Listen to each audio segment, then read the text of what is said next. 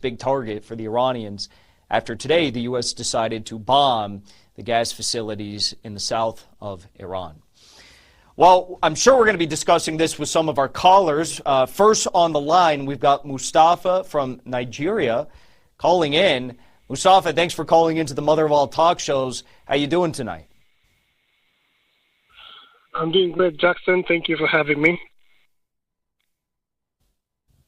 Very good. Yeah. So basically, I have about a couple of points that I would like to put forward. First of all, it's about this horrendous murder of over 170 elementary school girls in Minab. So, of course, the world over the last couple of years has been seeing a lot of conflicts happening. And then those conflicts are not without war crimes. And I believe that this particular killing of these elementary school girls will also be considered as a war crime, most likely. And, of course, the United States tried to deny it by saying that it's not a Tomahawk U.S. missile that hit that school. And obviously, this school wouldn't have been hit by Iran, whom fingers are being pointed at. But it's really not possible. So my question here, what are we likely to see happening in the days to come in terms of accountability for that very crime? Would we see something like, let's say, an ICC arrest warrant like that issued to Putin because of the war in Ukraine, this time around being issued to, of course, the President of the United States? Definitely that's a very big crime, I can tell. Well, if we lived in a just world where international law was upheld fairly and firmly, I guess that would be what would happen.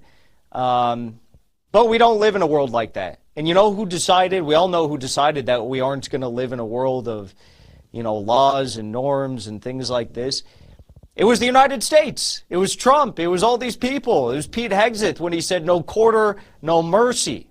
That means if a Iranian soldier were to surrender, they would not be given any opportunities to stay alive. They'd be killed on the spot.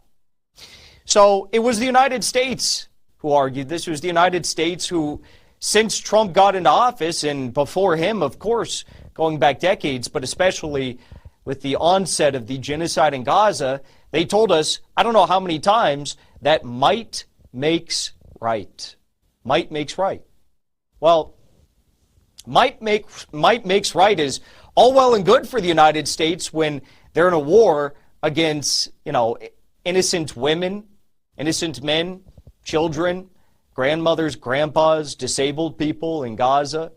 Might makes right makes a lot of sense for them then.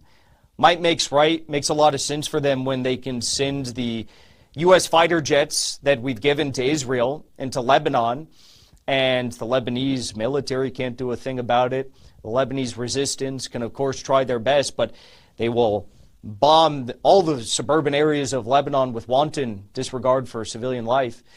Might makes right then. But might makes right begins to be a problem when they go into Yemen. Fighter jets start falling off of the U.S.